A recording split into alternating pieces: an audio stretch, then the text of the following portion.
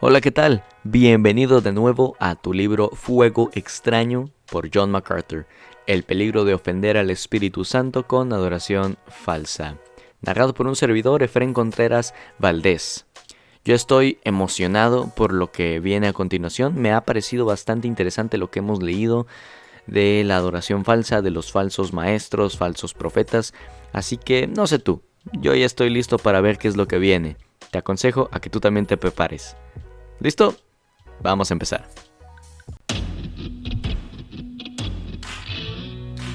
También, en el 2008, el sanador de fe Todd Bentley confesó tener una relación ilícita con una de las empleadas principales.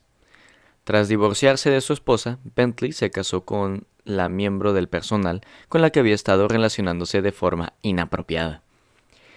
Ese mismo año, apareció la noticia de que el evangelista pentecostal australiano Michael Clemici había fingido luchar contra el cáncer, en parte para disimular todos los síntomas de estrés relacionados con su adicción de por vida a la pornografía.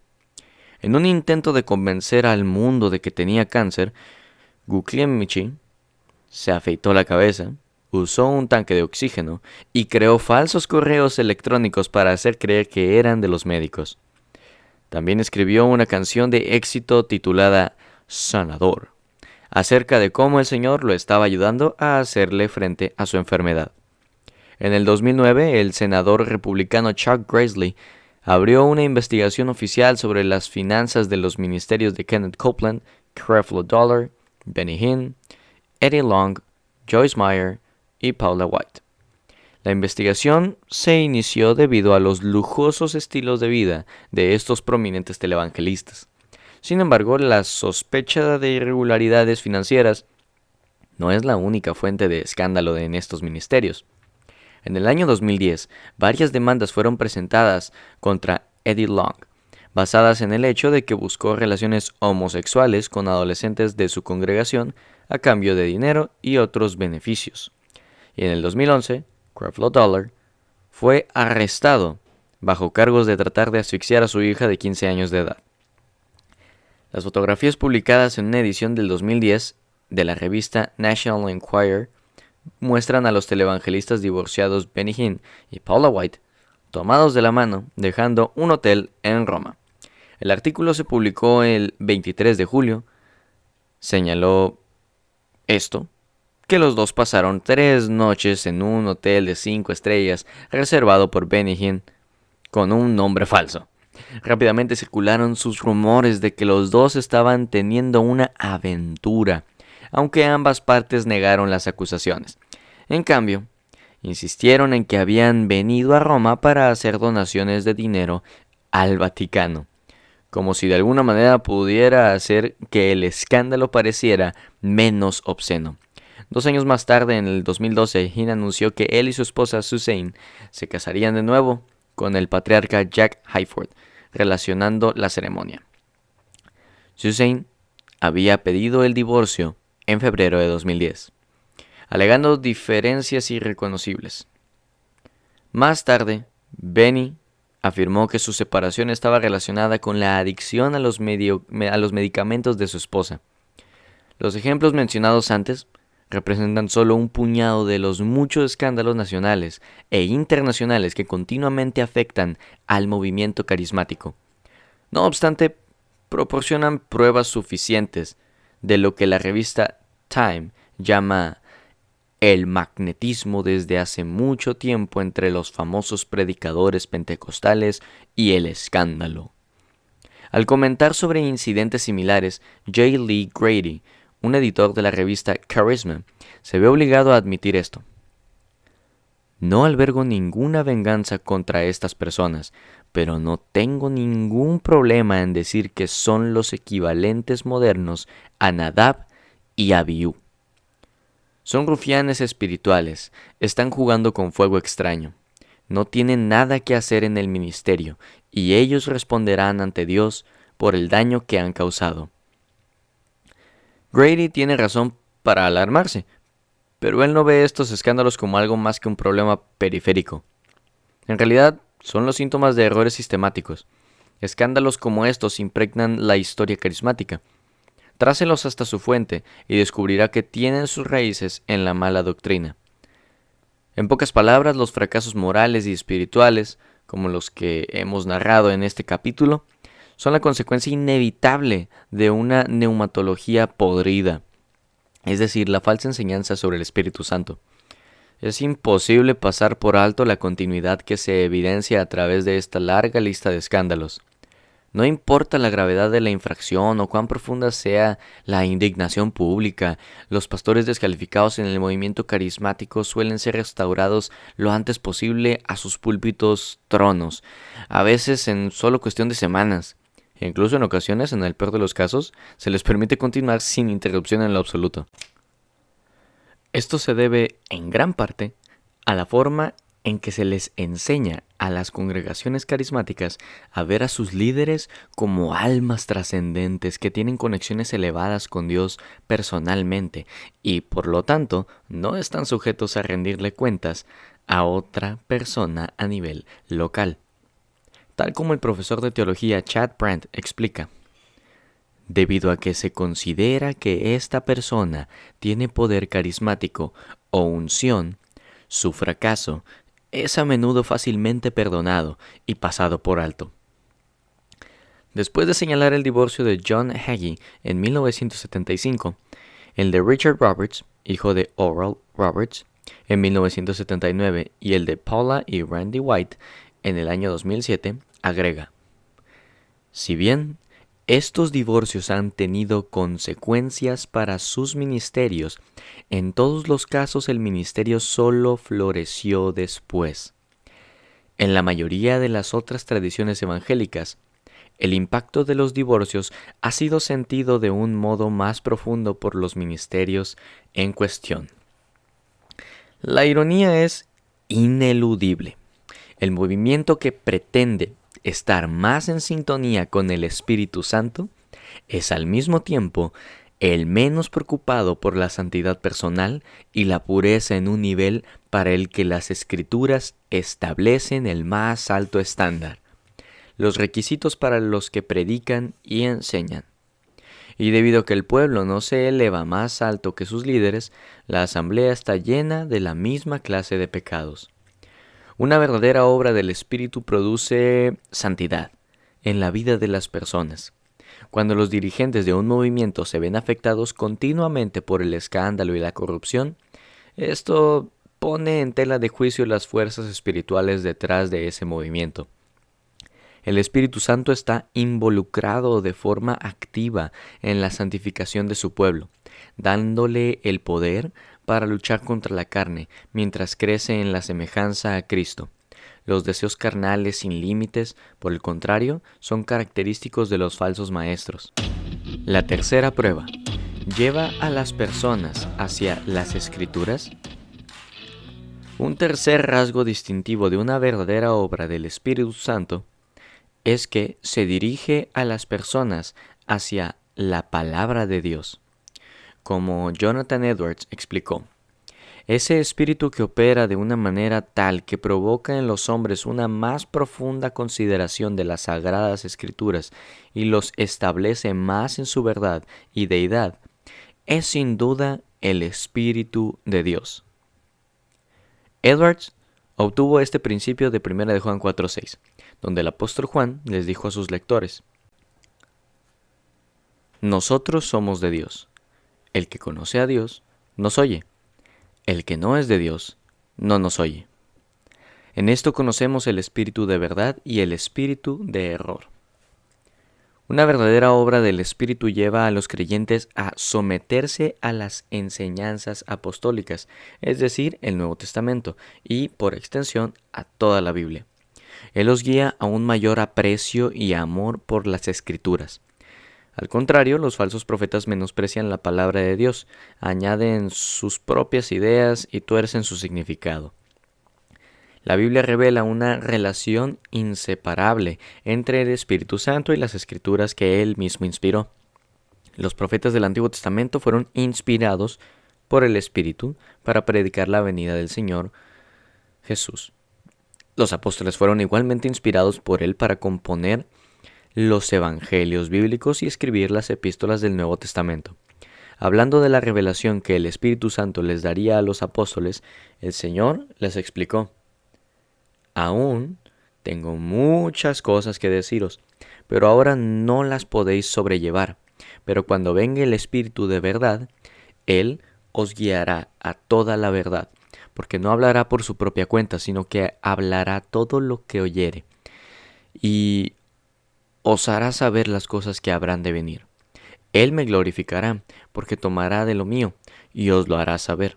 Todo lo que tiene el Padre es mío, porque por eso dije que tomará de lo mío, y os lo hará saber. Como el Señor dejó claro, el Espíritu Santo no hablaría por su propia cuenta, sino más bien les revelaría a ellos las palabras de Cristo. Esa promesa se cumplió en la escritura del Nuevo Testamento. La Biblia es el libro del Espíritu Santo. Él lo inspiró y Él lo autenticó. Este es el principal instrumento que Él usa para convencer al mundo de pecado, guiar a los pecadores al Salvador y confirmar a los creyentes a la imagen de su Señor. Por lo tanto, las Escrituras se describen como la espada del Espíritu. Para los creyentes, esa espada significa el poder del Espíritu que los defiende de la tentación. Para los no creyentes, es un instrumento de precisión que el Espíritu Santo utiliza para penetrar en los corazones llenos de incredulidad. Una comparación de Efesios 5:18 con Colosenses 3:16 demuestra que el mandamiento "sed llenos del Espíritu" es paralelo a la orden de dejar que la obra de Cristo habite en abundancia en vosotros, ya que ambos producen el mismo resultado. Tal como un comentarista explica: no es posible que la palabra de Dios more en los creyentes a menos que estén llenos del Espíritu. Y por el contrario, los cristianos no pueden ser llenados con el Espíritu si la palabra de Cristo no está morando en ellos. Ser lleno del Espíritu comienza con estar saturado de las Escrituras. Cuando los creyentes se someten a la palabra de Cristo, al mismo tiempo están bajo la influencia santificadora del Espíritu Santo. Es el Espíritu que ilumina sus corazones, de modo que a medida que crecen en su conocimiento del Señor, su amor por el Salvador se profundiza. El Espíritu Santo nunca disuade a las personas de la lectura, el estudio y la aplicación de las Sagradas Escrituras. El libro que Él inspiró faculta e ilumina para salvación y santificación. Sin embargo, el movimiento carismático moderno abre una brecha entre la Biblia y su autor divino, respaldando experiencias no bíblicas y defendiendo revelaciones ajenas a la Biblia, como si el Espíritu Santo hablara por su propia cuenta o funcionara en la iglesia de hoy de una manera contraria a la verdad de su palabra. Después de haber inventado su propia versión del Espíritu, los carismáticos esperan que Él hable y actúe de maneras novedosas que son ajenas a las Escrituras. Como resultado, la revelación bíblica es flagrantemente degradada, rebajada y disminuida. La implicación sorprendente en muchos círculos carismáticos es que un estudio serio de la palabra de Dios limita o frustra la obra del Espíritu. Sin embargo, nada podría estar más lejos de la verdad. Si se consulta el texto, este no pasa por alto al Espíritu Santo, sino que lo honra. Escudriñar las Escrituras con el fin de discernir su significado exacto es escuchar directamente al Espíritu Santo, ya que Él es el que inspiró cada palabra. En vez de infundir una mayor apreciación de las Escrituras inspiradas por el Espíritu, las cuales Dios exalta tan alto como su propio nombre, el movimiento carismático dirige a las personas a buscar la revelación divina en lugares fuera de la Biblia. Las ramificaciones de esta premisa defectuosa son desastrosas, ya que destruyen la doctrina de la suficiencia de las Escrituras e ignoran efectivamente el cierre del canon. El autoproclamado apóstol y arquitecto de la tercera ola, Peter Wagner, ofrece solo un ejemplo de los que de forma presuntuosa cuestionan la unicidad singular de la revelación bíblica, al insistir en que la revelación divina aún se está dando hoy en día. Peter Wagner escribe: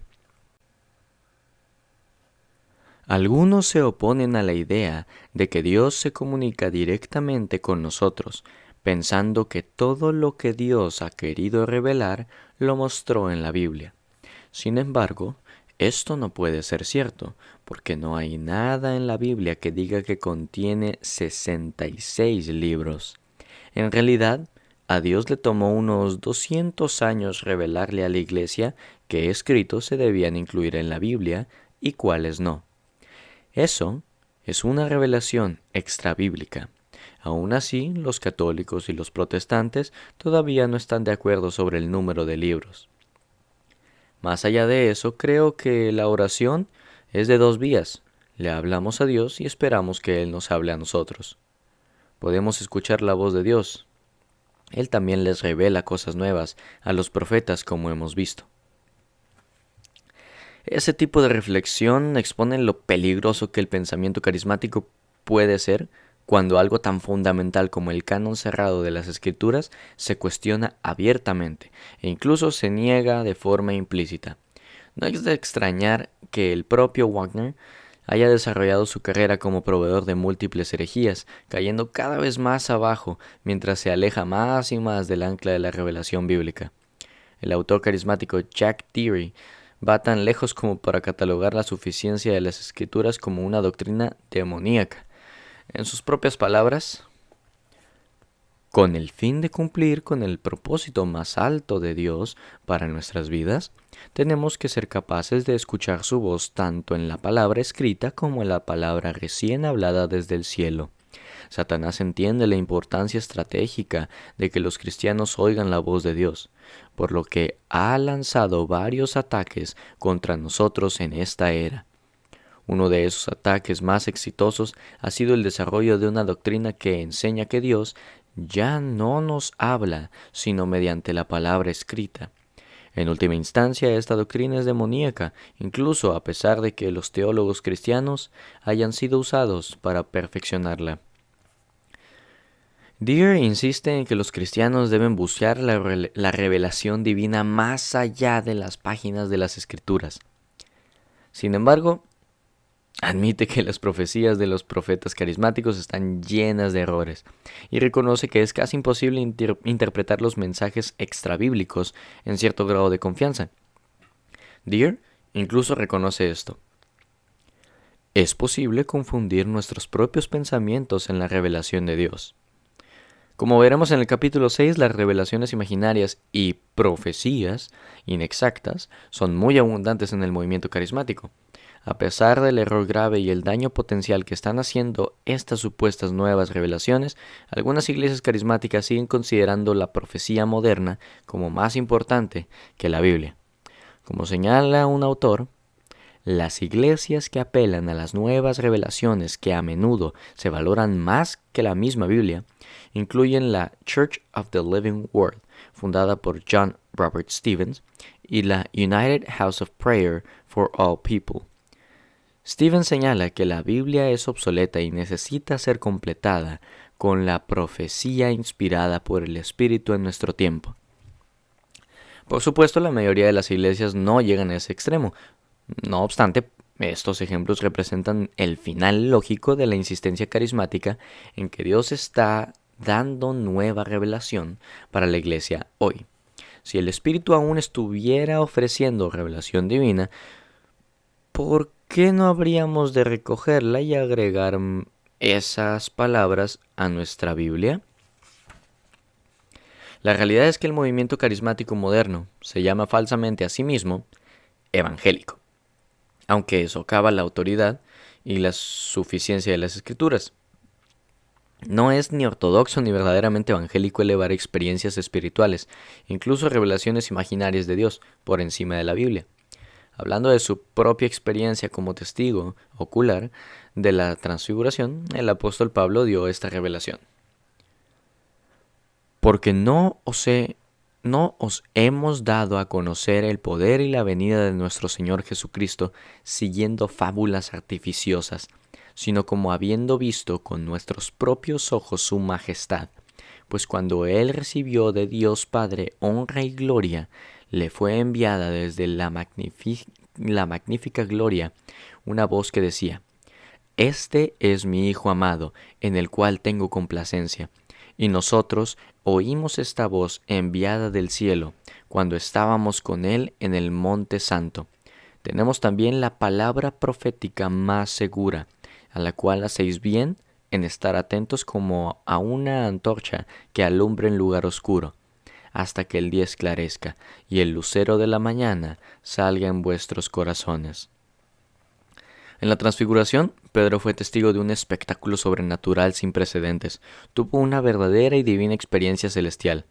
Aún así, el apóstol sabía que las escrituras, la palabra profética, son más seguras que incluso las experiencias más sublimes. El punto de Pedro es precisamente el tema que muchos carismáticos no pueden entender. La experiencia humana es subjetiva y falible. Solo la palabra de Dios es infalible y sin error, ya que su autor es perfecto.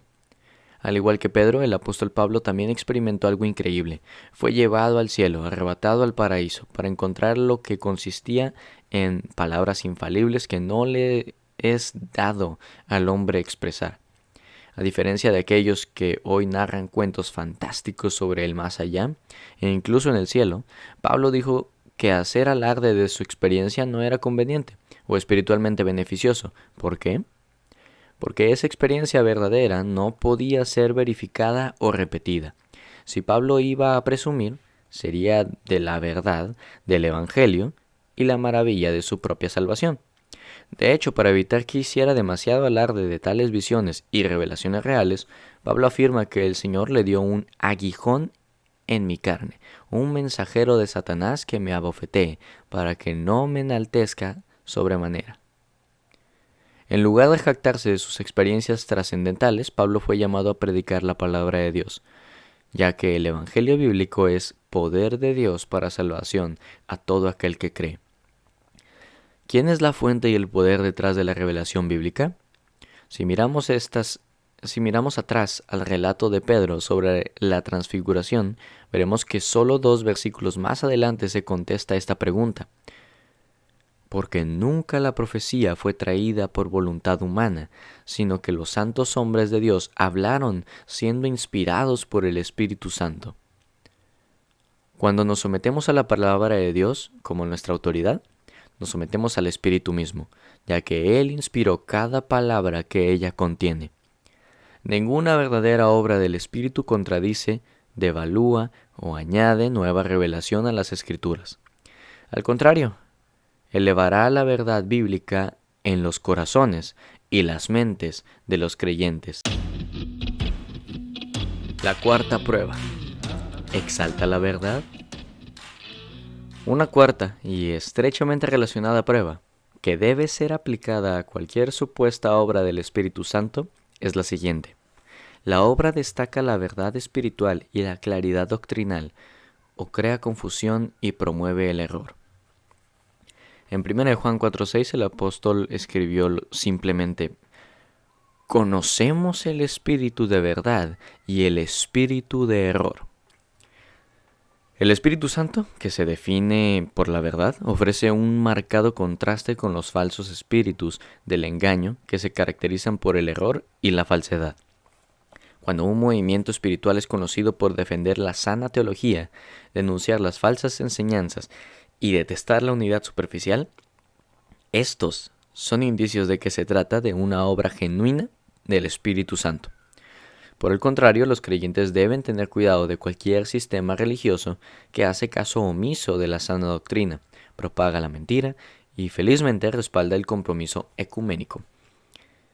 La triste realidad es que la verdad bíblica nunca ha sido el sello distintivo del movimiento carismático, en el que la experiencia espiritual se eleva continuamente por encima de la sana doctrina. Como el teólogo Frederick Dale Brunner explica, los deseos del pentecostalismo, en resumen, deben entenderse como el cristianismo. Pero el cristianismo empírico, con su experiencia culminando en el bautismo de los creyentes en el Espíritu Santo, evidenciado, como en Pentecostés, por hablar en otras lenguas.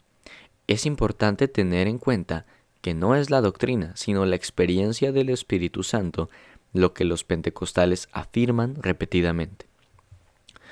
Un ejemplo de esto se ve en la historia del pentecostalismo, un movimiento que hizo del hablar en lenguas el centro de su teología. Como vimos en el capítulo 2, cuando los pentecostales originales estudiaron el texto de las Escrituras, se convencieron de que las lenguas en la Biblia eran auténticos idiomas extranjeros. Sin embargo, ¿qué sucedió cuando se hizo evidente que la versión moderna del don no consistía en verdaderos idiomas? Si las Escrituras hubieran sido su máxima autoridad, habrían abandonado la práctica del todo, reconociendo el hecho de que lo que estaban haciendo no coincidía con el precedente bíblico. Por el contrario, cambiaron radicalmente su interpretación del Nuevo Testamento, manipulando el texto con el fin de justificar y mantener una falsificación. De modo que la clara enseñanza de las Escrituras acerca de las lenguas fue torcida con el fin de redefinir las lenguas como galimatías sin sentido y hacerlas así coincidir con el fenómeno moderno. A nivel práctico, las iglesias pentecostales elevan regularmente la experiencia por sobre la verdad. Prácticas no bíblicas como la de ser derribado o muerto por el Espíritu se promueven, no porque tengan apoyo bíblico, sino porque hacen que la gente se sienta bien. Las mujeres pueden ser pastores de la iglesia, no porque el Nuevo Testamento lo permita, como dice 1 Timoteo 2:12, sino porque el liderazgo femenino ha sido siempre una señal distintiva del movimiento carismático. Se animan las formas de culto sin sentido y fuera de control, no porque la Biblia lo condene, sino porque el fervor emocional es necesario para conjurar el éxtasis. Muchos otros ejemplos podrían darse, y todos ilustran el hecho de que en el pentecostalismo la experiencia espiritual triunfa de manera constante sobre la autoridad bíblica. Tal como ya hemos visto, el movimiento de renovación carismática que apareció en la década de los 60 está plagado del mismo problema, y un punto que resulta tal vez el más claramente visto es la disposición del movimiento al pasar por alto importantes diferencias doctrinales en aras de una unidad superficial que se basa en nada más que compartir experiencias. El ejemplo más notorio de este inclusivismo impulsado por la experiencia, como se señaló anteriormente, fue la aceptación de los carismáticos católicos por parte del movimiento carismático en general. Como resultado, muchos carismáticos han puesto a un lado los distintivos históricos de la doctrina protestante, simplemente porque sus contrapartes católicas han hablado en lenguas o adoptado otros aspectos de la experiencia carismática. Hoy hay incluso carismáticos mormones, sin importar qué otra cosa enseñan, si han tenido esa experiencia, son incluidos dentro del movimiento. Una encuesta informal de la televisión carismática ilustra aún más el hecho de que para muchos carismáticos la experiencia personal triunfa sobre la verdad posicional.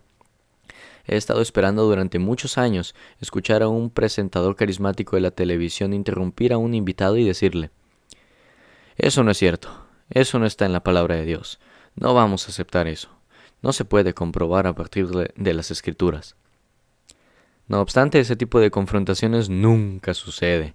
No importa lo que se diga, puede tratarse de la afirmación teológica más extraña o la mala interpretación más absurda de las Escrituras, donde el texto es arrancado de su contexto, por lo que su significado está irremediablemente distorsionado. Sin embargo, nadie se detiene y dice: "Un momento, eso es herejía, eso no es cierto". La ausencia de discernimiento doctrinal y responsabilidad teológica dentro de los círculos carismáticos ha llevado a algunos observadores a expresar serias preocupaciones. El movimiento carismático en su conjunto aún no ha integrado las grandes verdades doctrinales de las Escrituras a la vida de su gente. En su gran énfasis en la experiencia con el Espíritu Santo, el valor del estudio diligente de la teología a menudo se descuida. Eso es decir poco. Doctrinalmente, el movimiento carismático refleja el periodo de los jueces, el tiempo en la historia de Israel en el que cada uno hacía lo que bien le parecía. Como resultado, es casi imposible definir el movimiento carismático desde el punto de vista doctrinal, excepto por sus errores. El mismo se resiste a la categorización teológica, ya que tiene una amplia y creciente gama de puntos de vista, cada uno de los cuales está sometido a la institución personal o la imaginación. Incluso los autores carismáticos reconocen que una queja común en contra de ellos es que cuando se experimenta algo por primera vez, se apresuran a ver las escrituras después del hecho para lograr una justificación de lo que les ha sucedido. Uno de estos autores lo dice de esta manera: no tome el control, no se resista, no analice, simplemente entréguese a su amor. Se puede analizar la experiencia más tarde, pero ahora solo deje que suceda. No obstante, es completamente al revés. Debemos comenzar con la palabra de Dios, lo que permite una correcta interpretación del texto para gobernar nuestras experiencias. Una verdadera obra del Espíritu se nutre de la sana doctrina, promueve la verdad bíblica, no la descarta o la ve como una amenaza. Una vez que se le permite a la experiencia hacer la prueba de fuego de la verdad, el subjetivismo se convierte en algo dominante y ni la doctrina ni la práctica se definen por la norma divina de las Escrituras. Los carismáticos minimizan la doctrina por la misma razón que degradan la Biblia. Piensan que alguna preocupación por lo eterno y la verdad objetiva sofoca la obra del Espíritu. Ellos prevén el ministerio del Espíritu como algo que fluye libre, infinitamente maleable, tan subjetivo como para desafiar la definición. Los credos, las confesiones de fe y la teología sistemática son vistos como un estrecho confinamiento, sin ser lo bastante flexibles como para que el Espíritu obre dentro de ellos. Reconociendo esta tendencia en los círculos carismáticos, el autor escribió: un estudiante de la universidad una vez me advirtió acerca de la doctrina peligrosa de los demonios, su descripción de la teología sistemática. Él explicó: el Señor nos ha dado el Espíritu Santo para interpretar las Escrituras. Enseñar doctrina es el intento de Satanás de usar nuestra mente para entender la Biblia en lugar de confiar en el Espíritu Santo. Esta es una declaración sorprendente. En realidad, la única cosa que la buena teología liquida es el error, por lo que la sana doctrina es el mayor antídoto contra las desviaciones carismáticas.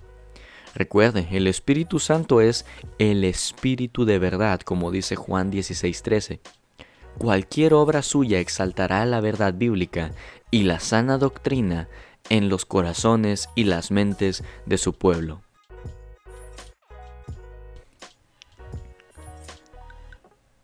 Y así terminamos nuestra lectura de hoy de nuestro libro Fuego Extraño por John MacArthur, el peligro de ofender al Espíritu Santo con adoración falsa. Debo ser sincero, me pareció terrible todo lo que está pasando con la Escritura, como falsos profetas, falsos maestros se la llevan de paso hasta lo más bajo y además no toman en cuenta al Espíritu Santo. Irónicamente, dicen ser usados por Él, pero no se dan cuenta de que están destruyendo el contexto de su palabra. El mismo autor que escribió la Biblia no está siendo tomado en cuenta de manera correcta. Yo le doy el punto a MacArthur en esta ocasión. Pero quién sabe, capaz si soy yo el que se está equivocando y probablemente alguien más tenga la razón, no lo sé. Pero hasta ahorita creo yo que tiene un punto MacArthur. Mi nombre es Efren y quiero ser intencional. Te reto a que tú también lo seas. Hasta la próxima.